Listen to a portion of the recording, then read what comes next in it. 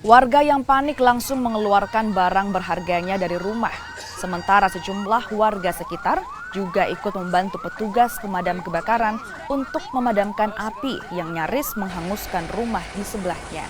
Sementara itu pemilik rumah menangis histeris usai mengetahui rumahnya terbakar.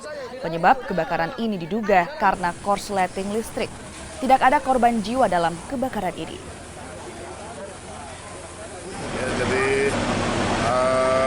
Lokasinya ada laporan lokasinya di Jalan Racing Center, itu kita luncurkan langsung di Posko Timur. Ada 4 unit yang kita luncurkan.